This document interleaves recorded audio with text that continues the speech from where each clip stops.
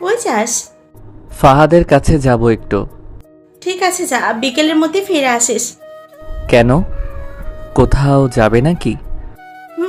তোর আপুকে দেখতে যাব। ও আল্লাহ গো, আমার আবার বোন হলো কোন সময়? আমার বোন আছে আমি নিজেও জানি না। হারাম জাদা, জুতা চিনিস? গাল লাল করে দিব। তোর আপু মানে তোর মামা তো বোনকে দেখতে যাওয়ার কথা বলতেছে। তোর মায়া আপুর কথা বলছে। ও, আগে বলবে তো, আমি কি না কি ভাবছি। তা তুমি মায়া আপুকে দেখতে এখন কানাডায় যাবে? তুই বেশি বুঝিস কেন? তোর মায়া আপু আজ কানাডা থেকে বাসায় আসতেছে পড়ালেখা শেষ করে, আর যাবে না। তাই দেখতে যাব তুই আর আমি। আচ্ছা, আমি কি কখনো মায়া আপুকে দেখছি? শুধু নামই শুনেছি। মায়া নামের একটা মেয়ে আমার মামার আছে, সে এখন কানাডায়। আবার তুই দেখছিস? তবে তোর মনে নেই অনেক বছর আগের কথা। ও ছোট থেকেই পড়ালেখার জন্য ওর মামার কাছেই গেছিল। ও আচ্ছা, তা তোমার ভাইয়ের মেয়ে দেখতে কেমন গো আম্মু? বলো, তোমার ভাইকে আমার সাথে বিয়ে দিবে নাকি? দাঁড়া হারামজাদা। আমাকে আর পাইকে দিলাম এক দৌড়ে বাড়ির বাইরে। তারপর বাইকটা নিয়ে বেরিয়ে পড়লাম ফাহাদের কাছে যাওয়ার জন্য। যেতে যেতে আপনাদের পরিচয় দিয়ে নেই, আমি ফারাবী ইসলাম অর্ণব। আমি বাবা মার একমাত্র সন্তান। আব্বু একটা বিজনেস আছে আর মা বাসায় থাকে। আর আমি এবার অনার্স প্রথম বর্ষে। বাবা কাজের জন্য বেশি সময় দেশের বাইরে থাকে। প্রায় আধা ঘন্টা বাইক চালিয়ে এক জায়গায় এলাম। ফাহাদ আমাকে এই জায়গায় আসতে বলেছে, কিন্তু কেন আমি নিজেও সেটা জানি না। তাই আমি ফাহাদকে ফোন দিলাম। প্রথমবার ধরল না, আবার দিলাম, ধরল না। এভাবে 3বার দিলাম, ফোন ধরল না। মেজাজটা পুরো চেতে গেল আমার। আবার কল দিলাম, এইবার ফোন ধরল। কিরে, এতক্ষণ কই ছিলি? গার্লফ্রেন্ডের সাথে মিটিয়ে বিজি মনে হয়। এই তো মামা, ঠিক ধরছিস। ঠিক ধরছি মানে? তুই কই? এখানে কেন আসতে বললি? দোস্ত একটা কথা বলি, রাগ করিস না। আগে বল তুই কোথায়, তাড়াতাড়ি আয়। দেখ দোস্ত, রাগিস না, আগে পুরো কথাটা শোন। বল। আমি তোকে ডেকেছি আড্ডা দেওয়ার জন্য, আর তোর একটা গার্লফ্রেন্ডের ব্যবস্থা করতে। বাবা, কে তুই ভাই? তোরে তো আমি চিনতেই পারলাম না। আমায় গার্লফ্রেন্ড দিবি আর তুই? সত্যি বলছি, ওই দিক দিয়ে অনেক মেয়ে যায়, যেটা পছন্দ হয় তোকে পটিয়ে দিতাম। আমার গার্লফ্রেন্ড লাগবে না, তুই কই, তাড়াতাড়ি আয়। দোস্ত, আমি তোর কাছে যাওয়ার জন্য বের হয়েছিলাম। আসার সময় মিম ফোন দিয়ে বলল ওর সাথে নাকি ঘুরতে যাবে, আর আমিও না করতে পারলাম না। আমি এখন ওর সাথে ঘুরতে আইছি, এখন যেতে পারবো না, রাগ করিস না। আজ একটা গার্লফ্রেন্ড নাই বলে রাগ আমি কি করব? রাগের চেয়ে দুঃখটা অনেক গভীর। আজ একটা গার্লফ্রেন্ড নেই বলে সিঙ্গেলেরাই বোঝে সিঙ্গেল থাকার কষ্ট, যন্ত্রণা, হতাশা, দুঃখ, বেদনা। হতাশ হবে না দোস্ত, আমার মন বলতেছে তোর পিছন দিক থেকে কোনো মেয়ে আসতেছে, এই মেয়ে হবে তোর গার্লফ্রেন্ড। তোর ভবিষ্যৎবাণী তোর কাছে রাখ, কাট। আমি এখন একটু ঘুরে বাসায় যাব। দেখ না দোস্ত, পেছনে যদি মেয়ে না থাকে তাহলে নাই, আর যদি আসে আমাকে ট্রিট দিবি। রাখ তোর ট্রিট, শালা আমি মরি আমার জ্বালায়, আর তুই আইসিস ভবিষ্যৎবাণী করতে। দোস্ত একবার দেখ। কেন বিরক্ত করতেছিস? ঠিক আছে দেখছি। এক রাশ বিরক্তি নিয়ে পেছনে তাকালাম আমি। পেছনে তাকাতেই দেখলাম একটা মেয়ে আমার দিকে আসতেছে। দেখতে তো মাশাল্লাহ পরীর মতো। প্রথম দেখাই ক্রাশ বাস সব একসাথে খেয়ে গেলাম। ফাহাদের কথা মানতে হবে। এদিকে ফাহাদ ফোনে হ্যালো হ্যালো করতেই আছে, আমার সেদিকে কোনো হুঁশ নেই। আমি শুধু ক্রাশকে দেখেই যাচ্ছি। কিছু না বলে ফোনটা কেটে দিলাম আমি মেয়েটার দিকে অপলক তাকিয়ে আছি। মেয়েটা কখন যে আমার সামনে চলে এলো জানতেই পারলাম না। মেয়েটা আমার সামনে এসে বলল, আমাকে একটু রাইড শেয়ার করবেন? মেয়েটির কথায় আমার হুঁশ ফিরে। কাছে থেকে মেয়েটাকে দেখতে আরও সুন্দর লাগছে। মনে হচ্ছে এক্ষুনি কাজী অফিসে নিয়ে যাই। তারপর আমি বললাম, কি বললেন? শুনতে পাইনি। আমাকে একটু রাইড শেয়ার করবেন? মেয়েটি হয়তো ভাবছে আমি রাইড শেয়ার করি, কারণ আমি একটা হেলমেট পরে আছি আর একটা এক্সট্রা আছে। ফাহাদের জন্য এনেছিলাম। যাই, মেয়েটা থাকে কোথায় আর পরিচিত হতে পারবো। আমার মনে তো লাড্ডু ফুটছে। তখন আমি বললাম, জি অবশ্যই। কোথায় যাবেন? চলুন, আমি রাস্তা দেখিয়ে দিচ্ছি। ঠিক আছে, চলুন। তারপর মেয়েটি বাইকে উঠল। আমি হেলমেটটা দিলাম, মেয়েটিও পরে নিল। তারপর আমি চালাতে লাগলাম। এক অসাধারণ মুহূর্ত আমার জন্য। জীবনের প্রথম আমার বাইকের পেছনে কোনো সুন্দরী রমণী। আমি বাইকটা আস্তে চালাতে লাগলাম, কারণ যত আস্তে যাব তত বেশি সময় ক্রাশের সাথে থাকতে পারবো। আর একটু ভদ্র সাজারও কিছু আছে না? যাই হোক, মেয়েটির সাথে কথা বলতে হবে। আমি কোনো কিছু বলতে যাব, তার আগেই মেয়েটি বলল, দাঁড়ান, আমি নামবো। কেন? এখানেই বাসা নাকি আপনার? না। তাহলে কেন নামবেন? এটা কি বাইক চালাচ্ছেন? এভাবে গেলে তো সারা জীবন লাগবে যেতে। এর চেয়ে হেঁটে মানুষ আগে যাবে। আমার বাইকের ফার্স্ট গিয়ার আর লাস্ট গিয়ার আছে, মাঝখানে সব তার কাটা।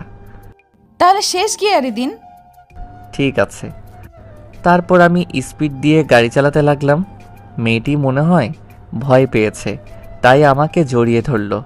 আহা, কি এক ফিলিংস! আপনাদের বলে বোঝাতে পারবো না। পেছনে মেয়ে জড়িয়ে ধরে আছে। আহা! হঠাৎ করে সামনে একটা কুকুর চলে এলো, তাই আমি কষে ব্রেক মারলাম। সাথে সাথে হাওয়ায় ধপাস করে উঠতে লাগলাম। মনে হচ্ছে উপরে চলে যাব। চোখ খুলে দেখতে পেলাম মেয়েটির বেশি কিছু ক্ষতি হয়নি, উঠে দাঁড়াচ্ছে। এইটুকু দেখেই চোখ বুজে গেল, আর কিছু মনে নাই। যখন চোখ খুললাম, দেখলাম মেয়েটি আমার দিকে কেমন করে তাকিয়ে আছে। তার চোখগুলো পুরো মায়ায় ভরা। মনে হয় সারা জীবন তাকিয়ে থাকলেও মায়া কমবে না চোখের প্রতি। আশেপাশে তাকিয়ে দেখলাম হসপিটালে, হাতে পায়ে ব্যান্ডেজ। মেয়েটির দিকে তাকিয়ে দেখলাম কোনো ক্ষতি হয়নি, শুধু কপালে বাম সাইডে একটু ব্যান্ডেজ করা। দেখতে আরও অসম্ভব সুন্দর লাগছে। আমার জ্ঞান ফিরেছে, কোনো হুঁশ নেই মেয়েটির। আমার দিকে তাকিয়েই আছে, কিছুই বুঝলাম না। আমি মেয়েটির চোখের সামনে তুড়ি মারতেই মেয়েটির ধ্যান ভাঙল। সাথে সাথে মেয়েটি লজ্জা পেয়ে গেল, কিন্তু কেন লজ্জা পেল কিছুই বুঝতে পারলাম না। তবে লজ্জা পেলে মেয়েটির সৌন্দর্য আরও বৃদ্ধি পায়। তখন মেয়েটি আমাকে বলল, যাক, তাহলে জ্ঞান ফিরলো আপনার। ফিরেছে তো অনেক আগেই, আপনি খেয়াল করেন নাই? আচ্ছা, আপনার কিছু হয়নি তো? না, তেমন কিছু না, মাথায় একটু চোট পেয়েছি। আমাকে এখানে কে নিয়ে এলো? আমি। ধন্যবাদ আপনাকে। আর সরি, আমার জন্য আপনার যাওয়াও হলো না, আবার ব্যথাও পেলেন। সমস্যা নাই, ওটা একটা দুর্ঘটনা। আপনার বাসা নাম্বার দিন, আসতে বলি। বাসায় ফোন দিলে আবার আম্মু শুরু করে দিবে। আপনার ফোনটা দিন, একটা বন্ধুকে কল করি, সে এসে নিয়ে যাবে। আপনার বাসায় ফোন দেন। বাসায় ফোন দিলে আম্মু আবার কান্না করে দিবে, আরও নানান কাহিনী। ঠিক আছে। তারপর আমি ফোনটা নিলাম, ফাহাদকে কল দিলাম। প্রথমবার রিসিভ করলো না, আবার দিলাম। এবার রিসিভ করে বলল, আসসালামু আলাইকুম, কে বলছেন? ওয়ালাইকুম আসসালাম। আমিটা কে? আমি অর্ণব। তুই কি এখনো গার্লফ্রেন্ডের সাথে আছিস নাকি? না, বাসায়। তুই কই আছিস? তোর আম্মু ফোন দিয়ে বলতেছে আছিস নাকি তুই? কোথায় যেন যাওয়ার কথা ছিল? তোর আম্মু চোটে আছে খুব। আমি হাসপাতালে আরাম করে ঘুমিয়ে আছি। মজা করতেছিস? না, আমি সত্যি হসপিটালে বাইক নিয়ে অ্যাক্সিডেন্ট করেছি। দোস্ত, তুই ঠিক আছিস তো? তোর কিছু হয় নাই তো? না, কিছু হয়নি, হাতে আর পায়ে অল্প চোট পেয়েছি। তুই হসপিটালে চলে আয়, আমাকে নিয়ে যা। আর আম্মুকে কিচ্ছু বলবি না, বাসায় গিয়ে বলবো। ঠিক আছে, তুই থাক, আমি আসতেছি। তারপর ফোনটা কেটে দিলাম। তারপর মেয়েটিকে দিয়ে দিলাম। যাই হোক, মেয়েটির নাম্বারটা তো পেলাম, ফাহাদের ফোন থেকে নিয়ে নিব। তখন আমি বললাম, আপনি আমার জন্য এত কিছু করলেন, আপনার নামটাই তো জানা হলো না। আমার নাম মায়া। আপনার? ফারাবী ইসলাম অর্ণব, সবাই অর্ণব বলেই ডাকে। আপনার নামটা তো সুন্দর। আপনারটাও। আপনি আমার জন্য এত কিছু করলেন, তাছাড়া আপনার জানি কোথায় যাওয়ার ছিল, আপনি চলে যান। আপনাকে এভাবে রেখে কিভাবে যাই? আর আমি বাসায় ফোন করে বলে দিয়েছি যেতে দেরি হবে। আরে সমস্যা নাই, আপনি যান, এক্ষুনি ফাহাদ এসে আমাকে নিয়ে যাবে। আরে না, আগে আসুক না হয়, তারপর আমি যাব। সমস্যা নাই, আপনি যান, বাসায় আপনার জন্য চিন্তা করছে হয়তো। মায়া যেতে চাইছিল না, আমি জোর করে পাঠিয়ে দিলাম। বাসায় গেলে না জানি কি করে আম্মু। একে তো অ্যাক্সিডেন্ট করছি, আবার মামাতো বোনকে দেখার জন্য যাইতে চাইছিল। একটু পর ফাহাদ এলো। একটা কথা বলতে ভুলেই গেছি, মায়া নামের মেয়েটি সব বিল নাকি দিয়ে দিছে। তারপর ফাহাদ আমাকে ধরে নিয়ে যেতে লাগলো। একটু একটু করে হাঁটতে পারতেছি। তারপর হসপিটালের বাইরে এসে একটা গাড়ি নিয়ে বাসার উদ্দেশ্যে রওনা হলাম ফাহাদ আর আমি। বাসায় এসে কলিং বেল চাপ দিতেই আম্মু দরজা খুলে দিল। প্রথম আমাকে দেখে রাগে মনে হয় খেয়ে ফেলবে, আবার আমার হাত পা ব্যান্ডেজ দেখে আম্মু বলল, কি রে, কি করে হলো এসব? তুই ঠিক আছিস তো বাবা? আমি ঠিক আছি, কিছুই হয়নি। তা তো দেখতেই পাচ্ছি। কি করে হলো এসব? বাইক নিয়ে দাঁড়িয়েছিলাম, কোথা থেকে যে একটা গাড়ি এসে ধাক্কা দিল বুঝতেই পারলাম না। গাড়িটার খেয়ে কাজ নেই, তোরে এসে ধাক্কা দিল। তোরে আমি ভালো করে চিনি, এখন ভেতরে আয়। তারপর ফাহাদ আমাকে ভিতরে নিয়ে গেল। সিঁড়ি বেয়ে উপরে উঠতে আরও আরেক ঝামেলা। একটু কষ্ট করে সিঁড়ি বেয়ে ফাহাদের সাহায্য নিয়ে উঠলাম। তারপর রুমে এসে ফাহাদ চলে গেল বিদায় নিয়ে। তখন আম্মু বলল, এবার বল কিভাবে কি হলো। সত্যি বললাম তো। থাক, বলা লাগবে না। তুই যে সত্যি বলছিস তা আমি অন্ধের মতো বিশ্বাস করছি। আম্মু, তুমি জানি কোথায় যেতে চাইছিলে? তুই যদি আজকে অসুস্থ না হইতিস তাহলে তোকে আমি মেরে ঠ্যাং ভেঙে দিতাম। থাক, ভাঙা লাগবে না, তুমি এখন যাও, আমি ঘুমাবো, খুব ক্লান্ত লাগছে। ঠিক আছে, তুই বিশ্রাম নে। তারপর আম্মু চলে গেল, আমিও ক্লান্ত থাকায় ঘুমিয়ে পড়লাম। সন্ধ্যায় আম্মু ঘুম থেকে তুলে খাবার খাইয়ে দিয়ে চলে গেল। তারপর কিছুক্ষণ এফবিতে ঘোরাঘুরি করে আবার ঘুমিয়ে পড়লাম। পরের দিন সকালে ঘুম থেকে উঠে ফ্রেশ হয়ে একটু হাঁটাহাঁটি করলাম আস্তে আস্তে। খাবার টেবিলে আম্মু বলল, আজ নাকি বিকেলে আমার মামাতো বোন মায়া আসবে। তাতে আমার কি, আমার ক্রাশ মায়াকে খুঁজে বের করতে হবে। তারপর দুপুরে খাবার খেয়ে ঘুমিয়ে পড়লাম, কারণ আমার কোনো কাজ নাই। আম্মু বাইরেও যেতে দিল না আজকে। বিকেলে ঘুমিয়ে আছি, এমন সময় দেখলাম মায়া নামের মেয়েটি আমার মাথার পাশে বসে আছে। এই মেয়ে তো যেখানে যায় সেখানেই দেখতে পাই। স্বপ্ন ভেবে নিজে নিজে বললাম, মাই ক্রাশ মায়া, তোমায় অনেক অনেক ভালোবেসে ফেলেছি। যেখানেই যাই তোমাকেই দেখতে পাই, তোমার ওই চোখের চাহনিতে আবদ্ধ আমি। অনেক অনেক ভালোবাসি। ঘুমাতে গেলেও শান্তি নেই, যেখানেই যাই তোমাকেই দেখতে পাই, খুব ভালোবেসে ফেলেছি। কথাগুলো বলে দেখলাম স্বপ্নে আমার ক্রাশ চলে যাচ্ছে।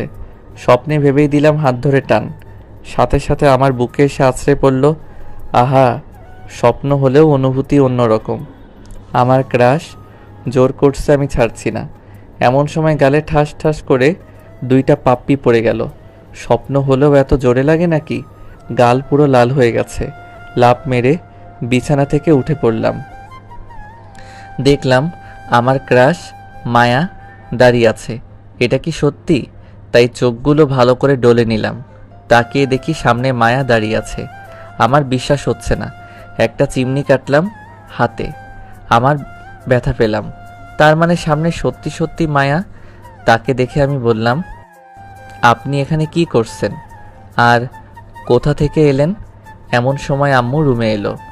এসে মায়াকে দেখিয়ে বলল, এটাই হচ্ছে তোর মামাতো বোন মায়া। এটা বলে আম্মু মায়া আপুকে নিয়ে চলে গেল। তার মানে এই মায়াই আমার সেই মামাতো বোন মায়া আপু, আমার থেকে সিনিয়র। এতক্ষণ আমার পাশে মায়া আপুই ছিল। আমি সত্যিই তাকে জড়িয়ে ধরেছিলাম, আরও অনেক কথা বলেছি। মায়া আপুকে জড়িয়ে ধরার কারণে আমাকে চড় মারল। আমার সব শেষ। আমি এখন মায়া আপুর সামনে যাব কিভাবে? তাকে জড়িয়ে ধরেছিল, স্বপ্ন ভেবে বাস্তবে। যাই হোক, হাতের শক্তি আছে বলতে হবে। গালটা এখনো ব্যথা করছে। মায়া আপু আমার মাথার পাশে বসে কি করছিল? আমার দিকে কেন গালে হাত দিয়ে তাকিয়েছিল? নানা প্রশ্ন আর অনুভূতি নিয়ে ওয়াশরুমে চলে গেলাম ফ্রেশ হতে। ফ্রেশ হয়ে বাইরে বের হয়ে দেখলাম মায়া আপু বিছানায় বসে পা দোলাচ্ছে। মায়া আপুর দিকে তাকাতেই লজ্জা লাগছে, তাই আমি বললাম, সরি আপু, ইচ্ছে করে কিছু করিনি, তখন স্বপ্ন ভেবে জড়িয়ে ধরেছিলাম। ঠিক আছে, আর যে কথাগুলো বলছিলি সেগুলো কি হলো বল? কথাগুলো কি সত্যি সত্যি আমাকে বলেছিলি? স্বপ্নে তোমাকে ভেবে ওই কথাগুলো বলেছিলাম। আমি তোর থেকে অনেক বড়, আর কোনো কথা নাই। একদিনে দেখেই ভালোবাসা হয়ে গেল? ভালোবাসা তো কোনো বয়স মানে না, আর ভালোবাসা কখনো বলে কই আসে না, সেটাও যে কোনো সময় যেখানে সেখানে হয়ে যায়। আমিও তোমায় প্রথম দেখায় ভালোবেসে ফেলেছি। মায়া আপু কোনো কথা না বলে চলে গেল। আমি মায়া আপুকে ভালোবাসি, যে করেই হোক মায়া আপুর মুখ থেকে শুনতে হবে আমায় ভালোবাসে কিনা। ভালোবাসুক আর নাই বাসুক, তোমায় আমি ছাড়ছি না মাই ক্রাশ। রাত্রে ডিনার করে ঘুমিয়ে পড়লাম। মায়া আপু কয়েকদিন থাকবে আমাদের এখানে, যে করেই হোক এই কয়েকদিনে রাজি করাতে হবে। সকালে ঘুম থেকে উঠে একটু হাঁটাহাঁটি করলাম। অনেক দিন হলো সকালে ঘুম থেকে উঠি না। সকালের পরিবেশটাই মুগ্ধকর, তাই একটু ছাদে গেলাম। ছাদে গিয়ে দেখলাম ক্রাশ মানে মায়া আপু দাঁড়িয়ে আছে। আমি মায়া আপুকে গিয়ে বললাম, আপু এত সকাল সকাল কি করছো এখানে? আমি সকালেই ঘুম থেকে উঠি। ও আমার উত্তরটা কি দিবে না? কিসের উত্তর? আমি যে তোমাকে ভালোবাসি। দেখ অর্ণব, তুই আমার থেকে ছোট, এটা সম্ভব না। আমি তোকে ভালোবাসতে পারবো না। তুমি চাইলেই সম্ভব, আর কেন আমাকে ভালোবাসতে পারবে না? এই কথা আর আমার সামনে বলবি না। এই বলে মায়া আপু চলে যাচ্ছিল। আমি পেছন থেকে হাতটা টেনে ধরলাম। ঠাস ঠাস করে দুইটা পড়ে গেল আমার গালে, তারপর চলে গেল। এই মেয়ে এত মারে কেন কথায় কথায়? গালটা লাল করে দিল। তারপর আমি কিছুক্ষণ ছাদে সময় কাটিয়ে চলে এলাম। তারপর নাস্তা করে বাইরে এলাম বন্ধুদের সাথে আড্ডা দিতে দিতে প্রায় বিকেল হয়ে গেল। তাই বাসার উদ্দেশ্যে রওনা হলাম। আসার সময় কয়েকটা গোলাপ ফুল আর আইসক্রিম নিলাম মায়া আপুর জন্য। বাসায় এসে মায়া আপুর রুমে গেলাম, দেখলাম নাই। তারপর ছাদে গেলাম, দেখলাম দোলনায় বসে আছে। আমি ফুলগুলো এগিয়ে দিয়ে বললাম, এই নাও প্রিয়, এগুলো তোমার জন্য। লাগবে না আমার। নাও না। জোর করে ধরিয়ে দিলাম। সাথে সাথে মায়া আপু সেগুলো ফেলে দিল। আমার মনটা একটু খারাপ হয়ে গেল। তারপর আমি বললাম, কি হলো, এত কষ্ট করে আনলাম, ফেলে দিলে কেন? দরকার নেই আমার। এমন কেন করো? একটু ভালোভাবে তো কথা বলতে পারো। ভালোবাসি আমি তোমাকে, কেন বোঝো না? বললাম না আমি তোকে ভালোবাসি না। এইসব বললে আমি কিন্তু বাসায় চলে যাব। তোমায় কোথাও যেতে দিচ্ছি না। এই মনের ঘরে তোমাকে বন্দি করে রেখে দিব। তুই কিন্তু বেশি বাড়াবাড়ি করছিস। থাপ্পড় দিয়ে গাল লাল করে দিব। বাড়াবাড়ির কিছুই করিনি, এখন করব। মানে কি করবি তুই? দাঁড়াও, দেখাচ্ছি। এই বলে আস্তে আস্তে মায়া আপুর দিকে এগোতে লাগলাম। আর মায়া আপু দোলনা থেকে উঠতে যাবে এমন সময় মাথার পেছনে পাশে চুল ধরে চার ঠোঁট এক করে দিলাম। মায়া আপু ছাড়ানোর চেষ্টা করছে, আর আমি ছাড়ছি না। কি এক অনুভূতি! এই প্রথম কোনো নারীকে কিস করলাম আমি। শরীরে এক অজানা শিহরণ বয়ে যাচ্ছে। প্রায় 5 মিনিট পর ছেড়ে দিলাম, আর মায়া আপু দোলনায় ধপ করে বসে পড়ল। তারপর আমাকে চড় মারার জন্য হাত উঠালো। আমি হাত ধরে দিলাম এক টান, সাথে সাথে আমার বুকে এসে পড়ল। অনেক ছাড়ানোর চেষ্টা করছে, তাই আমি আবার চার ঠোঁট এক করে দিলাম। প্রায় 2 মিনিট পর ছেড়ে দিলাম। ছেড়ে দিয়ে বললাম, তোমায় আমি অনেক ভালোবাসি প্রিয়, তোমাকেও আমাকে ভালোবাসতে হবে, তোমায় আমি ছাড়ছি না। এই বলে আমি ছাদ থেকে নিচে চলে এলাম। রুমে এসে ফ্রেশ হয়ে ঘুমানোর চেষ্টা করলাম, কিন্তু ঘুম আসছে না। একটু আগের সিনটা সামনে আসছে। এসব ভাবতে ভাবতে কখন যে ঘুমিয়ে গেলাম মনে নাই। যখন ঘুম ভাঙে তখন প্রায় সন্ধ্যা হয়ে আসছে, তাই উঠে একটু ছাদে গেলাম। ছাদে গিয়ে দেখি আবার মায়া আপু দাঁড়িয়ে আছে। তখন আমি বললাম, কি করছো জানেমান? তুই কি সত্যি আমাকে ভালোবাসিস? জীবনের থেকেও বেশি। তাহলে আমাকে প্রপোজ কর। সত্যি? তুমিও আমাকে ভালোবাসো? এখন প্রপোজ কর। তোমাকে অনেক অনেক ভালোবাসি। I love you. এভাবে হবে না, ভালো করে ফুল দিয়ে কর। তারপর আমি নিচে এলাম। আমার মনে মনে তো লাড্ডু ফুটছে, মায়া আপু আমাকে ভালোবাসবে, তাও আবার এত তাড়াতাড়ি। আমি বাগানে এসে একটা ফুল নিয়ে চলে গেলাম। মায়া আপুর কাছে গিয়ে ফুলটা এগিয়ে দিয়ে হাঁটু গেড়ে বসে বললাম, জীবনে কাউকে ভালোবাসিনি, তুমি আমার প্রথম ভালোবাসা, তুমি আমার প্রথম অনুভূতি। অন্য প্রেমিকদের মতো আমি ঠিকঠাক মতো আমি প্রপোজ জানি না, তবে আমি তোমাকে চাই। আমার এলোমেলো জীবনে প্রথম প্রণয় তুমি মায়া, আমার জীবনের সুখ তারা তুমি মায়া, আমার জীবনের বাঁচা মরার জন্য পয়েন্ট তুমি মায়া। অবশেষে একটা কথাই বলতে চাই, ভালোবাসি, বড্ড ভালোবাসি তোমায়, অনেক অনেক ভালোবাসি। I love you. মায়া আপু ফুলটা নিল। আমি দাঁড়িয়ে তাকে শক্ত করে জড়িয়ে ধরলাম। মায়া আপু আমাকে জড়িয়ে ধরল। তারপর কিছু সময় ছাদে কাটিয়ে চলে এলাম আমি। রাত্রে ডিনারের সময় পায়ে সুরসুরি দিতে লাগলাম আমি মায়া আপুর। মায়া আপু আমার দিকে রাগী দৃষ্টিতে তাকিয়ে আছে, তবু আমি সুরসুরি দিতে লাগলাম। এবার দিল জোরে একটা পাড়া, সাথে সাথে চিৎকার করে উঠলাম। আমার চিৎকার দেখে আম্মু বলল, কি হলো, চিৎকার দিলি কেন? কিছু না, টেবিলের ভেতর দিয়ে মনে হয় বিড়াল গেল, পায়ে লাগলো তো তাই ভয় পেয়ে চিৎকার দিলাম। যত সব, বিড়াল দেখে কেউ এভাবে চিৎকার দেয়? আমি দেই? তোর প্যাচাল বাদ দিয়ে খা এখন। মায়া আপুর দিকে তাকিয়ে দেখি মুচকি মুচকি হাসছে, মনে হচ্ছে দেই একটা। তারপর খাওয়া দাওয়া করে রুমে চলে এলাম। রাত্রে মায়া আপুকে কল দিলাম। নাম্বারটা আম্মুর ফোন থেকে নিয়েছি। ফোন রিসিভ করে মায়া আপু বলল, হ্যালো, কে? তোমার হবু বর। কানের নিচে এমন দিব না, তোর পাগলামি বের হয়ে যাবে। রাখ। রাগ করো কেন? আমি অর্ণব। ও, তুমি আগে বলবে তো, বলো কি বলবে। একটু ছাদে এসো না। না, এখন এত রাতে আমি যেতে পারবো না। আসো না প্লিজ, একটু থেকে চলে যেও। না, আমি এখন যেতে পারবো না। তুমি তো আমাকে ভালোই বাসো না, আমার কথা কেন শুনবে? যাও, তোমাকে আসতে হবে না। আমার বাবুটা রাগ করে।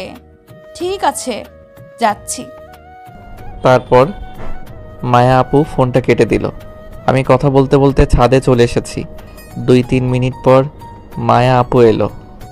এসে আমাকে বলল, কি হলো, এত রাতে ছাদে আসতে বললে কেন? তুমি আর আমি চাঁদ দেখবো তাই। দোলনায় বসো তো। তারপর মায়া আপু দোলনায় বসলো। আমি তার কাঁধে মাথাটা দিলাম, দিয়ে বললাম, জানো, প্রথম যেদিন তোমায় দেখেছিলাম বুকের ভিতর কেমন জানি অনুভব হয়। তোমায় আমি এই কয়েকদিন অনেক ভালোবেসে ফেলেছি। তুমি আমার সিনিয়র, তবুও ভালোবাসা তো কোনো বয়স মানে না। তোমাকে অনেক অনেক ভালোবেসে ফেলেছি। তারপর কিছু সময় কাটিয়ে চলে এলাম আমরা। রুমে এসে দিলাম এক ঘুম। এভাবেই কেটে গেল কয়েকদিন। আমি মায়া আপুকে খুব ভালোবাসি, আর মায়া আপুও আমাকে খুব ভালোবাসে। আজকে মায়া আপু চলে যাবে, ভাবতেই খুব খারাপ লাগছে। তাকে ছাড়া আমার এক মুহূর্ত ভালো লাগবে না। তাই আমিও যাব মায়া আপুর সাথে তাদের বাসায়, কয়েকদিন থেকে আসব। আম্মুর থেকে পারমিশন নিয়ে নিয়েছি আগেই। 1 সপ্তাহ থাকবো মায়া আপুর সাথে। তারপর সকালের খাওয়া করে রুমে এলাম রেডি হতে।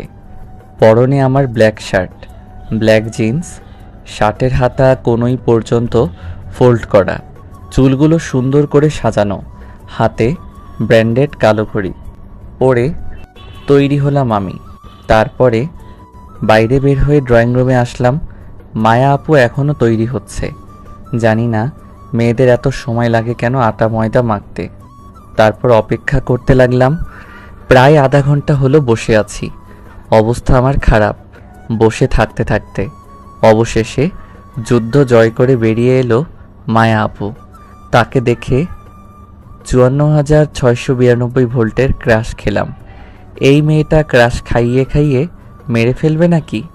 পরনে তার নীল শাড়ি, হাতে বিভিন্ন কালারের চুড়ি, চোখে কাজল, ঠোঁটে হালকা লিপস্টিক, সব মিলিয়ে একটা নীল পরি। দেখেই আবারও ঠাস করে ক্রাশ খেয়ে গেলাম। আমি মায়া আপুয়ের দিকে এক দৃষ্টিতে তাকিয়ে আছি। মায়া আপুয়ের দিকে তাকিয়ে আছি। এমন সময় কারো তুড়ির আওয়াজে ধ্যান ভাঙে আমার। সামনে তাকিয়ে দেখি মায়া আপু। যা বাবা, মায়া আপু কখন সামনে এলো বুঝতেই পেলাম না। তখন মায়া আপু বলল, কিরে এভাবে চেয়ে আছিস কেন? তোমাকে আজকে পরীর মতো লাগছে জান পাখি। আর হবু বরকে কেউ তুই বলে? মায়া আপু কিছু বলল না, কি যেন ভেবে আমার দিকে তাকিয়ে আম্মুর কাছে বিদায় নিতে চলে গেল। তারপর আম্মুর থেকে বিদায় নিয়ে দুইজনে বাড়ির বাইরে আসলাম। তারপর মায়া আপু বলল, কিরে কিভাবে যাবি? কেন বাইকে? সেদিনের মতো আবার ফেলায় দিবি না তো? সেদিন তো ওটা অ্যাক্সিডেন্ট মাত্র। আমি কি বাইক চালাতে জানি না নাকি যে তোমায় ফেলাই দিব? ঠিক আছে চল। তারপর মায়া আপু বাইকে বসলো, আমি বাইক চালাতে লাগলাম। আজ এক অন্য অনুভূতি। সেদিন ছিল অপরিচিতা, আর আজ সম্পর্কটা এক অন্যরকম রূপ। আহা, এক অন্যরকম অনুভূতি। প্রায় আধা ঘন্টা চালানোর পর একটা শপিং মলের সামনে এলাম। সেখানে এসে বাইক থামিয়ে দিলাম। তা দেখে মায়া আপু বলল, কিরে এখানে থামলি কেন? একটা জিনিস নেওয়ার আছে, তোমার যদি কিছু প্রয়োজন হয় নিতে পারো। আমার কিছু নেওয়ার নেই। তোর কি নেওয়ার আছে তাড়াতাড়ি নিয়ে আয়। ঠিক আছে, তুমি 5 মিনিট থাকো, আমি আসছি। তারপর আমি শপিং মলে প্রবেশ করলাম। মায়া আপুকে আনিনি, কারণ তার জন্যই একটা ব্রেসলাইট নিব। কারণ 1 সপ্তাহ থাকার পরে আমাকে চলে আসতে হবে। এটা আমার স্মৃতি থেকে যাবে তার কাছে। তারপরে একটু খোঁজাখুঁজি করে একটা সুন্দর ব্রেসলাইট পেলাম। এটা মায়া আপুর হাতে অনেক মানাবে। তারপর সেটা নিয়ে চলে এলাম। তারপর আবার রওনা দিলাম তাকে নিয়ে। প্রায় আরও আধা ঘন্টা চালানোর পর আমরা এসে পৌঁছালাম। আমি গাড়ি থেকে নেমে মায়া আপু বাসার ভিতরে যাচ্ছি। তখন আমি বললাম, আপু দাঁড়াও, কেন? তোমার হাতটা একটু দাও তো। কেন? দাও না। তারপর মায়া আপু হাতটা এগিয়ে দিল। আমি পকেট থেকে ব্রেসলাইটটা বের করতে করতে বললাম, আমি তো 1 সপ্তাহ পরে আবার চলে যাব, তাই আমার স্মৃতি হিসেবে তোমার হাতে এটা পরিয়ে দিব। তারপর আমি ব্রেসলাইটটা বের করে পরিয়ে দিতে যাব, এমন সময় মায়া আপু বলল, তোকে একটা কথা বলি, আমি তোকে ভালোবাসি না, আর এটা আমার লাগবে না। মজা করো না তো। আমি মজা করছি না। তুই যখন ছাদে আমায় জোর করে কিস করিস তখন আমার খুব রাগ হয়েছিল, তাই তোর উপরে প্রতিশোধ নেওয়ার জন্য এমনটা করেছি। আমি কখনো তোকে ওই চোখে দেখিইনি। তুই আমাকে ভুলে যা, আমার থেকে ভালো মেয়ে পাবি তুই। এসব কথা শুনে আমি পুরো পাথর হয়ে গেছি। মাটি সরে গেছে আমার পায়ের নিচ থেকে। মায়া আপু আমাকে ভালোবাসেনি ভাবতে খুব কষ্ট হচ্ছে আমার। আমি যে তাকে খুব খুব ভালোবাসি। আমার চোখ পুরো ছলছল করছে, মনে হয় এক্ষুনি ঝড় নামবে। তখন আমি মায়া আপুকে বললাম, কেন এমনটা করলে আমার সাথে? চুপ। আমার সাথে এমনটা কেন করলে? খুব ভালোবাসি তোমায়। তুমি খুব সহজেই বললে ভুলে যেতে। ভুলে যেতে চাইলেই কি ভুলে যাওয়া সম্ভব? তোমাকে আমি জীবনে ওটা চাইতেও বেশি ভালোবাসি। তোমাকে কিভাবে ভুলবো আমি? প্রতিশোধ নেওয়ার ছিল, অন্যভাবে নিতে। কেন এমনটা অভিনয় করলে আমার সাথে? কি দোষ করেছিলাম আমি? তোমায় তো ভালোই বেসেছিলাম। এমনটা না করলেও পারতে। ভালো থেকো, আর তোমাকে ডিস্টার্ব করব না। এই বলে ব্রেসলাইটটা সেখানেই ছুঁড়ে ফেলে দিলাম। চোখ যেন আমার বাদ মানছে না। কথাগুলো বলতে বলতে কেঁদে দিয়েছি। তারপর চোখ মুছে বাইকে চড়ে স্টার্ট দিয়ে সেখান থেকে চলে এলাম। সেখান থেকে এসে একটা লেকের পাড়ে গেলাম। সেখানে গিয়ে বসলাম। আশেপাশে কোনো মানুষ নেই।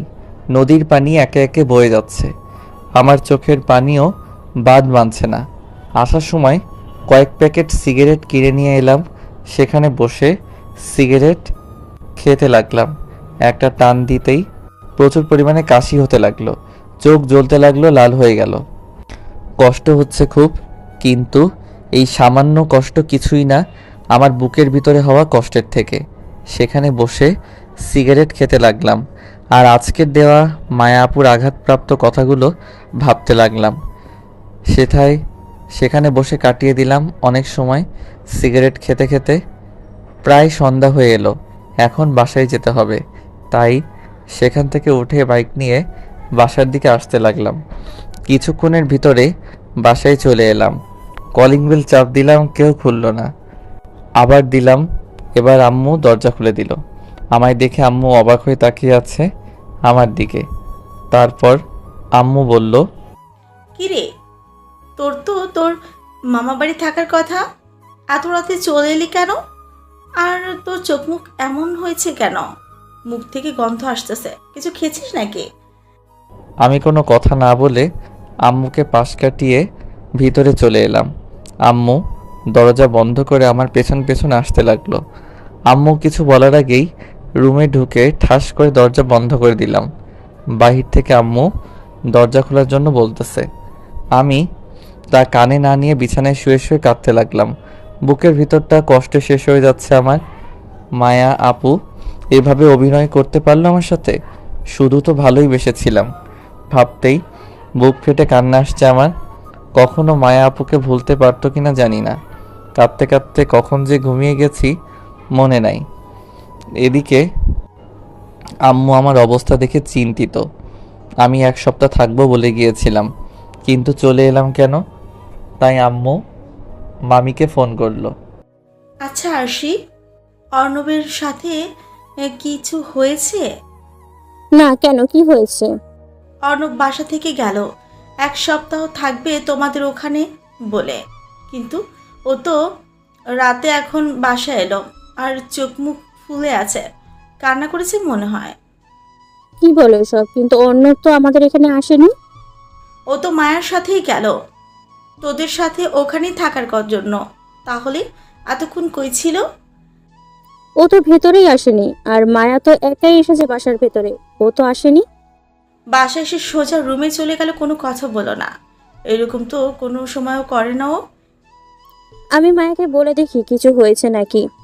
ঠিক আছে, আমি দেখছি ওদিকে। ঠিক আছে। তারপর আম্মু ফোন কেটে দিয়ে চিন্তিত হয়ে রুমে চলে গেল, কারণ অনেক রাত হয়ে গেছে। এদিকে মামি মায়া আপুকে জিজ্ঞেস করার জন্য তার রুমে গেল। গিয়ে দেখলো মায়া আপু কী যেন চিন্তা করছে। তখন মামি মায়া আপুর পাশে গিয়ে বসলো। তখন মায়া আপু মামিকে বলল, কিছু বলবে আম্মু? অর্ণব আর তোর মধ্যে কিছু হয়েছে? না, কেন, কি হয়েছে? না, ও নাকি আমার বাসায় থাকার জন্য এসেছিল, কিন্তু না এসে চলে গেল কেন? আমাকে বলছিল কি জানি কাজ আছে। আমি বাসার ভেতরে ঢোকার জন্য বলছিলাম, কি জানি কাজ আছে বলে চলে গেছে। ও, অর্ণব এখন এত রাতে বাসায় ফিরলো? আর ওর আম্মু ফোন করে বলল কিছু হয়েছে নাকি, আর সারাদিন কই ছিল, আর মনে হয় অনেক কান্না করেছে। ও ঠিক আছে, তুই ঘুমা, অনেক রাত হয়েছে। তারপরে মামি চলে গেল। মায়া আপু কি জানি ভাবতে ভাবতে সেও ঘুমিয়ে পড়ল। এদিকে সকাল সকাল সূর্যের কড়া আলো জানালা দিয়ে প্রবেশ করছে।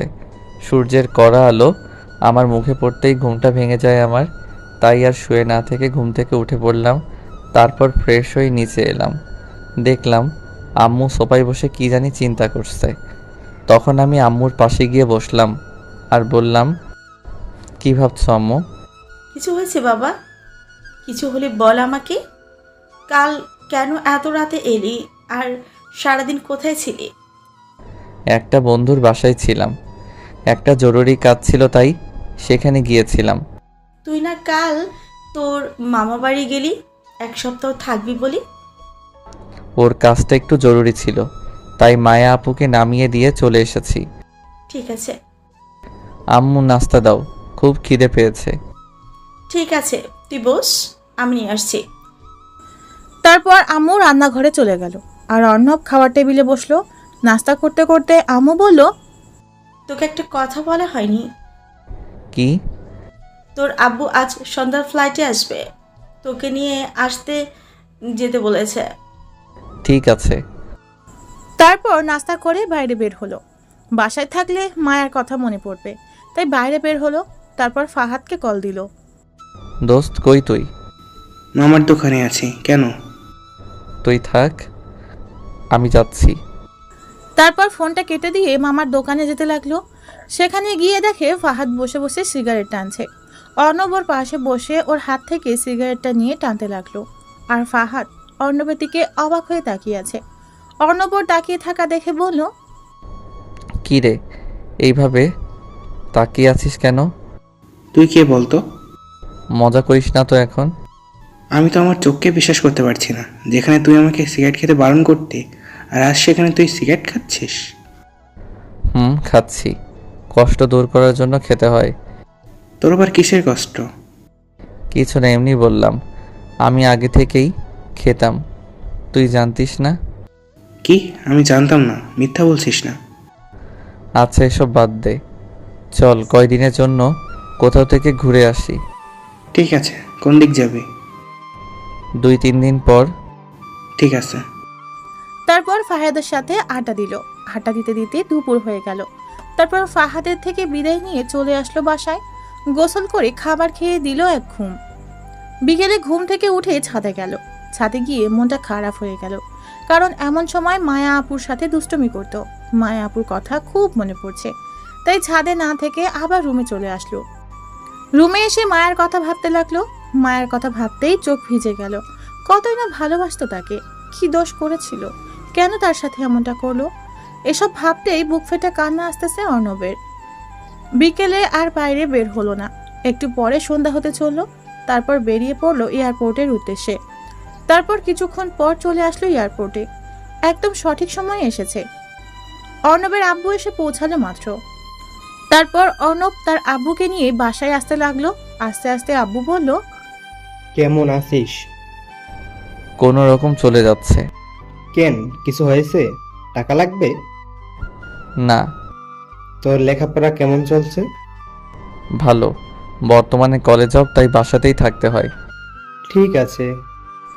তারপর আর কিছু কথা বলতে বলতে বাসায় চলে আসলো। আব্বু রুমে চলে গেল ফ্রেশ হতে। ক্লান্ত হয়তো খুব। অর্ণব রুমে চলে আসলো। আবার মায়ের কথা মনে পড়লো।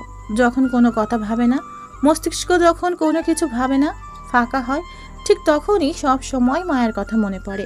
তার সাথে কাটানো দিনগুলোর কথা মনে পড়ে। রুমে বসে বসে এসব ভাবছিল। তখন অর্ণবের আম্মু এসে ডেকে নিয়ে গেল ডিনার করার জন্য। তারপর ডিনার করে রুমে আসলো। কিছু সময় এফবিতে ঘোরাঘুরি করে ফোনটা রেখে দিল। ঘুমানোর প্রস্তুতি নিচ্ছে, এমন সময় ফোনটা বেজে উঠল। তাকিয়ে দেখে আননোন নাম্বার, তাই প্রথমবার কেটে দিল, কিন্তু আবার ফোন করলো। এবার রিসিভ করে সালাম দিল, কিন্তু ফোনের ওপাশ থেকে কিছুই বলল না। হ্যালো হ্যালো করলো, কিন্তু কিছুই বলল না। তাই বিরক্ত হয়ে ফোনটা কেটে দিল। আবার ফোন দিল। এবার রিসিভ করে কিছু বলতে যাবে, তার আগেই ফোনের ওপাশ থেকে কারো কান্নার আওয়াজ আসছে। কেউ ফুপিয়ে ফুপিয়ে কাঁদছে। তাই অর্ণব বলল, কি হলো, কথা বলুন। কে আপনি? এভাবে বিরক্ত করতেছেন কেন? কি হলো, কথা বলবেন না কেটে দিব? মায়া নামটা শুনেই বুকটা কেমন করে উঠল। আমাকে এত কষ্ট দিয়েও স্বাদ মেটেনি, তাই আমি বললাম, আপনি কেন ফোন দিয়েছেন আমায়? আপনি কে বলছিস কেন? তুই না আমাকে ভালোবাসিস? ভালোবাসি? হাসালেন মিসেস মায়া। আমি যাকে ভালোবাসতাম সে আমার কাছে মরে গেছে। এমনটা বলো না প্লিজ। আমি তোমায় খুব ভালোবেসে ফেলেছি। আমি তোমার শূন্যতা আমাকে বুঝিয়ে দিয়েছে আমি তোমাকে কত ভালোবেসে ফেলেছি। তোমার সাথে সেই সময় কাটানো দুষ্টুমিটাকে ভালোবেসে ফেলেছি আমি। প্লিজ, খুব ভালোবাসি তোমায়। তাই এতদিন আপনার সেই ভালোবাসা কোথায় ছিল? যখন আমি আপনাকে পাগলের মতো ভালোবাসতাম, তখন আপনি কি করলেন? আমার সাথে ভালোবাসার অভিনয় করলেন। বাহ বাহ, বলতেই হবে আপনি একজন বড় মাপের অভিনেতা। প্লিজ এভাবে বলো না, বিশ্বাস করো খুব ভালোবাসি তোমায়। ভালোবাসার কথা আপনার মুখে মানায় না। এত কষ্ট দিয়েও কি মন ভরেনি? আরও কষ্ট দেওয়ার জন্য এসেছেন এখনও? আপনি চাইছেন আমি কষ্ট পাই?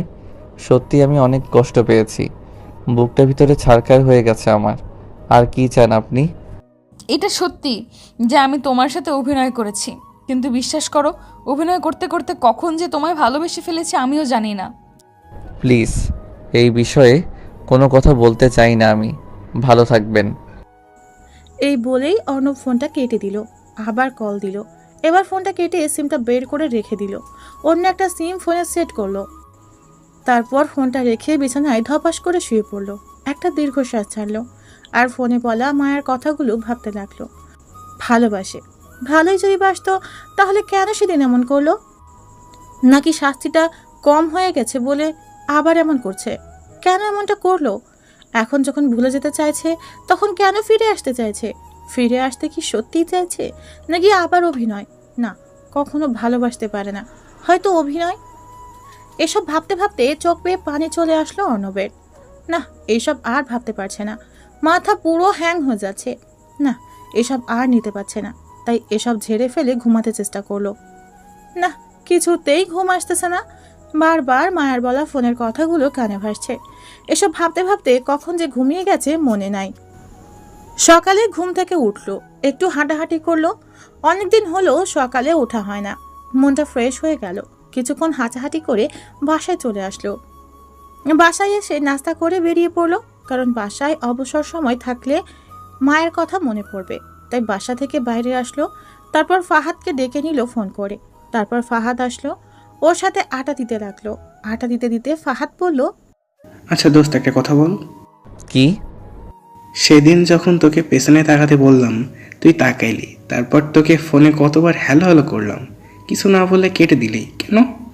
কোনো গার্লফ্রেন্ড পেয়েছিস নাকি সত্যি সত্যি? চুপ। কি হলো বল, নাকি ট্রিট দেওয়ার ভয়ে লুকিয়ে যাচ্ছিস? শুনবি? বল। তারপর অর্ণব ফাহাদকে সব বলল একে একে। সেদিন মায়াকে দেখা থেকে শুরু করে আজ সন্ধ্যায় ফোনের কথা থেকে শুরু করে মাঝখানে যা কিছু ঘটেছে সব কিছু বলে একটা জোরে নিঃশ্বাস নিল। আর কিছু বলল না। আর কিছু বলে হয়তো চোখ ধেয়ে আসতো, তাই আর কিছু বলল না। সব কিছু বলে মন খারাপ করে ফাহাদের পাশে বসে রইল। তখন ফাহাদ বলল, মন খারাপ করিস না, সব ঠিক হয়ে যাবে। খুব ভালোবাসতাম রে। আচ্ছা, কাল রাতে তো ফোন করে বলেছে যে তোকে ভালোবাসে, আর ও কান্না করছে। মনে হয় এবার তোকে সত্যি সত্যি ভালোবাসে। মনে হয় শাস্তি কম হয়ে গেছে, তাই আবার এসব অভিনয় করতেছে। আমার তো মনে হয় না। তোর কথা শুনে বুঝতে পারছি এবার তোকে সত্যি সত্যিই ভালোবাসে। ছাড় এসব। ভালোবাসার হলে অভিনয় করতো না। আর যাই হোক, আমায় ভালোবাসতে পারে না। ফাহাদের সাথে কথা বলছিল এমন সময় ফোনটা বেজে উঠল। তাকিয়ে দেখে আম্মু। ফোনটা রিসিভ করে বলল, আম্মু বলো। তুই কোথায়? বাসায় আয়। কেন, কিছু হয়েছে নাকি? না, কিছু হয়নি, তুই বাসায়। ঠিক আছে, যাচ্ছি। তারপর ফাহাদের থেকে বিদায় নিয়ে বাসায় আসতে লাগলো। বাসায় এসে কলিং বেল চাপ দিতেই দরজা খুলে গেল। মনে হয় ওর জন্যই অপেক্ষা করতেছিল। দরজার দিকে তাকিয়ে যা দেখলো তা কোনো দিনও আশা করেনি অর্ণব। দরজার দিকে তাকিয়ে দেখে মায়া। মায়া কোনো কিছু বলবে তার আগেই কিছু বলার সুযোগ না দিয়ে অর্ণব পাশ কাটিয়ে ভিতরে চলে গেল। অর্ণব দেখলো মায়া ড্রয়িং রুমে তার আম্মুর সাথে বসে আছে। তাই আম্মুকে বলল, আম্মু কেন আসতে বললে আমায়? মায়া আসছে, তাই তোকে ডাকলাম। ওর বোরিং লাগবে, তাই তোর সাথে সময় কাটাতেই তোকে ডাকলাম। অর্ণব কিছু না বলে রুমে চলে গেল। পেছনে পেছনে মায়া রুমে গেল। তাকে দেখে রাগ অভিমান সব হচ্ছে অর্ণবের, কিন্তু কিছু করতে পারছে না। তাই বিরক্ত হয়ে বলল, কিছু কি বলবেন আপু? কি বললি? কানে কি শুনতে পান না নাকি? বললাম আপনার কিছু বলার থাকলে বলেন আপু, না হলে আমি এখন ঘুমাবো। কি বললি? আমি তোর আপু হই? আপু হয়তো কি, আপনি আমার মামাতো আদরের সিনিয়র বোন। তো আপু হয়তো কি বলবো? এভাবে কথা বলছিস কেন? তো কিভাবে কথা বলবো? ভালোবেসেও তো কথা বলতে পারিস। আমি এর চেয়ে বেশি ভালো করে কথা বলতে পারি না। আর ভালোবাসার কথা বলছেন, সেটা কবেই উঠে গেছে আমার জীবন থেকে। আমি আবার ঠিক করে দিব আমার ভালোবাসা দিয়ে। আপনার ভালোবাসা? হাসালেন তো মিসেস মায়া, আপনি তো অভিনয় সেরা। সত্যি অসাধারণ আপনার অভিনয়। আপনাকে তো পুরস্কার দেওয়া উচিত। এইভাবে বলো না, আমার খুব কষ্ট হয়। আপনার তো কষ্ট হওয়ার কথা না, আপনার তো আনন্দ হওয়ার কথা। হাজার হোক, প্রতিশোধ নিতে পেরেছেন, তা আবার কি মনে করে আসলেন? প্রতিশোধ কি কম হয়ে গেছে নাকি? প্লিজ এইভাবে বলো না, বিশ্বাস করো আমি তোমাকে অনেক ভালোবাসি। তুমি এমনভাবে বলো না, খুব কষ্ট হয় আমার। তাই এতদিন এই আপনার ভালোবাসা কোথায় ছিল? তখন কি ঘুমিয়েছিল নাকি? এখন জেগে উঠেছে ভালোভাবে শাস্তি দেওয়ার জন্য? বিশ্বাস করো, তোমার সেই দুষ্টুমি আর ভালোবাসার অভিনয় করতে করতে ভালোবেসে ফেলেছি, আমি নিজেও জানি না, খুব ভালোবেসে ফেলেছি। আর একটা সুযোগ দাও আমাকে। আমি আর দ্বিতীয়বার কোনো বেঈমানকে সুযোগ দিতে পারবো না। আপনার প্রতি যতটা ভালোবেসেছিলাম আমি, আজ ঠিক ততটাই ঘৃণা করি আমি আপনাকে। সব ঘৃণা দূর করে দিব আমার ভালোবাসা দিয়ে। খুব ভালোবাসি তোমায়। এসব কথা আর আমি শুনতে চাই না। রুম থেকে বেরিয়ে যান বলছি। আমার কথাটা তো। বেরিয়ে যান বলছি, কখনো আমার রুমে যেন না দেখি। মায়া কিছু না বলে রুম থেকে চলে গেল। কি বলবে, হয়তো বা আর কিছুই বলার ছিল না। তারপর অর্ণব ধপাস করে বিছানায় পড়ে গেল। কেন ওর সাথে সবসময় এমনটা হয়? অভিনয় তো করলো, তাহলে আবার কেন ফিরে আসলো? আবার কি চায়? নাকি সত্যিই ভালোবাসে? এরকম হাজারো চিন্তা মাথায় নিয়ে ঘুমিয়ে পড়লো। সন্ধ্যায় ঘুম ভাঙলো আম্মুটাকে। তারপর ফ্রেশ হয়ে ডিনার করতে আসলো। আব্বু, আম্মু আর মায়া বসে আছে। অর্ণব গিয়ে তাদের সাথে যোগ দিল। মায়া অর্ণবের সামনে চেয়ারে বসে আছে। অর্ণবের দিকে কেমন করে তাকিয়ে আছে।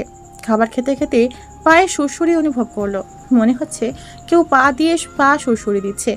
মায়ের দিকে তাকিয়ে দেখলো তার দিকে তাকিয়ে মুচকি মুচকি হাসছে। অর্ণবের আর বোঝার বাকি রইল না কিছু। কোনো রকমে খাওয়া শেষ করে রুমে চলে আসলে পুরো সময় পায়ে সুরসুরি দিয়েছে, কিন্তু কিছুই বলতে পারলো না। রুমে এসে শুয়ে পড়লো। প্রতিদিন রুমের দরজা খুলে দিয়ে ঘুমায়, আজও তার ব্যতিক্রম না। রুমের দরজা লক না করেই শুয়ে পড়লো। ঘুম আসতেছে না, বারবার মায়ের কথাগুলো মনে পড়ছে। একটা সুযোগ দাও, খুব ভালোবাসি তোমায়। এসব হাজারো কথা কানের কাছে এসে মিছিল শুরু করেছে। এসব ভাবতে ভাবতে কখন যে ঘুমিয়ে গেছে মনে নাই।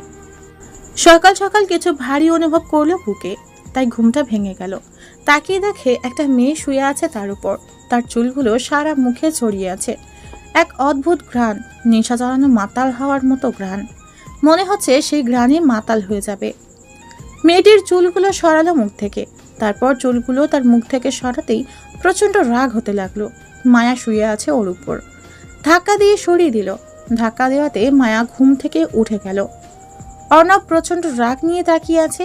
মায়া কিছু না বলে লজ্জা পেয়ে চলে গেল। মাথায় কিছুই আসতেছে না।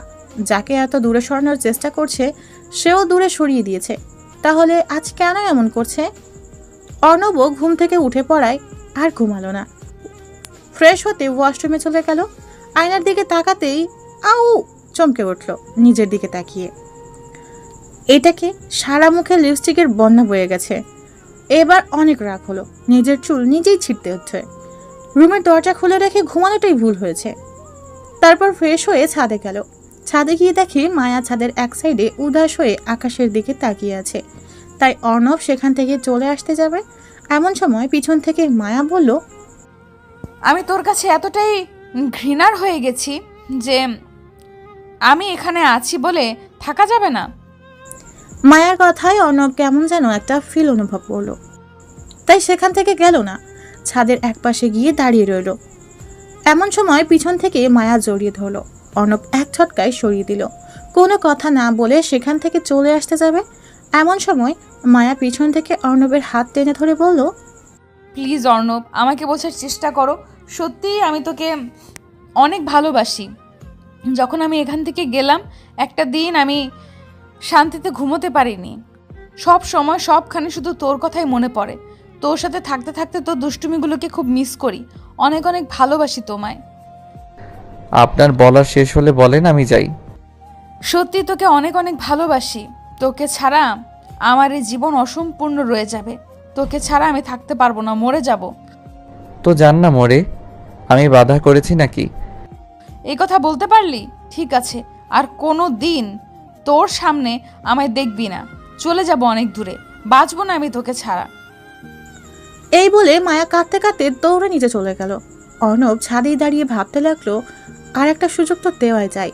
যদি সত্যি সত্যিই কিছু করে ফেলে তাহলে নিজেকে ক্ষমা করতে পারবে না, না আর দূরে সরিয়ে রাখবে না, নিজে করে নেবে। এই ভেবে নিচে নামতে যাবে, এমন সময় নিচ থেকে আম্মু চিৎকার করে উঠল। এটা শুনে অর্ণব এক দৌড়ে নিচে চলে আসলো। নিচে এসে স্তব্ধ হয়ে গেল। অর্ণবের মুখ থেকে কোনো কথা বের হচ্ছে না, চোখ থেকে কয়েক ফোঁটা পানি গড়িয়ে পড়লো। কারণ মায়া ডাইনিং টেবিলের সামনে পড়ে আছে, হাত দিয়ে ফ্যানকে দিয়ে রক্ত পড়ছে, আর অর্ণবের আম্মু তার পাশে দাঁড়িয়ে কাঁদছে। অর্ণব কোনো কথা না বলে তাড়াতাড়ি কোলে তুলে নিল। একটা গাড়ি নিয়ে সোজা হাসপাতালে চলে আসলো। তারপর ডাক্তার মায়াকে নিয়ে ভিতরে গেল। অর্ণব বাইরে দাঁড়িয়ে কাঁদছে, আম্মুকে সাথে নিয়ে আসেনি। একটু পর আম্মু এসেই ঠাস ঠাস করে দুইটা চড় মেরে দিল অর্ণবের গালে। অর্ণব কি দোষ করলো আর কেনই বা মারলো কিছুই বুঝতে পারলো না। অর্ণব তার আম্মুর দিকে অবাক হয়ে তাকিয়ে আছে। তখন আম্মু অর্ণবকে বলল, মেয়েটা তোকে কত ভালোবাসতো, মানি সে একটা ভুল করেছে। মানুষ মাত্রই তো ভুল, জানিস মেয়েটা আমার কাছে সেদিন এসে কত কান্না করেছে, তোকে কতটা ভালোবাসে মেয়েটা তুই জানিস। আমি তখন তাকে বললাম আগে ওর অভিমান ভাঙা, বাকিটা আমরা দেখছি। জানিস সেদিন মেয়েটা আমার কাছে কত কান্নাকাটি করেছে। আজ তোর জন্য মেয়েটার এই অবস্থা। ওর যদি কিছু হয়ে যায় কোনোদিন ক্ষমা করব তোকে আমি। বলেই আম্মু কেঁদে দিল। অর্ণব আম্মুকে জড়িয়ে ধরে কেঁদে দিল। কেঁদে কেঁদে বলল, কিছু হবে না দেখিস, দোয়া কর যেন কিছু না হয়। অর্ণবের মাথায় হাত বুলিয়ে দিয়ে কথাটা বলল আম্মু। তারপর কিছুক্ষণ পর ডাক্তার বের হয়ে আসলো। ডাক্তারকে বের হতে দেখে সাথে সাথে অর্ণব ডাক্তারের কাছে গিয়ে বলল, ডাক্তার সাহেব, মায়ার কিছু হয়নি তো? ও ঠিক হয়ে যাবে তো? আমার রক্ত এ পজিটিভ ডাক্তার, যত খুশি রক্ত নিন প্লিজ, মায়া আপুকে সুস্থ করে দিন। তারপর ডাক্তারের সাথে ভিতরে গেল। রক্ত দিয়ে বাইরে বের হলো। কিছুক্ষণ পর বাইরে বের হয়ে দেখে মামা মামি আর আব্বুও এসেছে। অর্ণব মাথা নিচু করে তাদের সামনে দাঁড়িয়ে রইল। মায়ার আব্বু আম্মু কান্না করছে আর অর্ণবের আম্মু তাকে সান্ত্বনা দিচ্ছে। কান্না করবে নাই বা কেন, একমাত্র আদরের মেয়ে মায়া। কিছুক্ষণ পর ডক্টর বেরিয়ে আসলো। অর্ণব সাথে সাথে ডক্টরের কাছে দৌড়ে গিয়ে বলল, মায়া আপু ঠিক আছে তো ডাক্তার সাহেব? ঠিক হয়ে যাবে তো?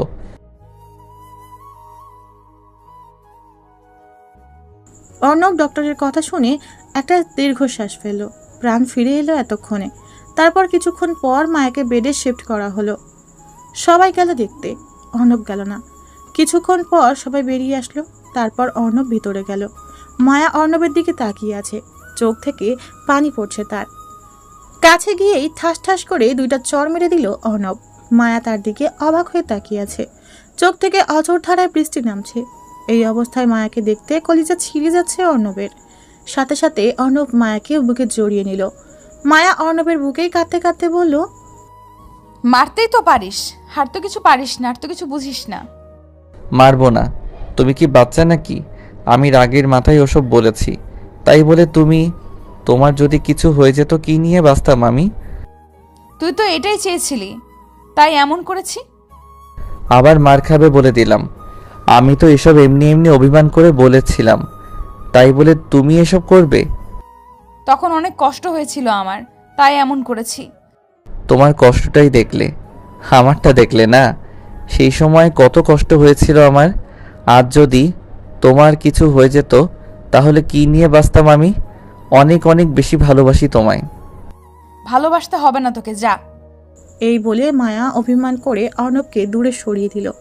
অর্ণবও মায়ের দিকে মুখ নিয়ে যেতে যেতে বলল, আমি তো আমার ভালোবাসা আদায় করে নিব। মানে? আর তুই এই দিকে মুখ নিয়ে? আর কিছু বলতে দিল না, চার ঠোঁট এক করে দিল।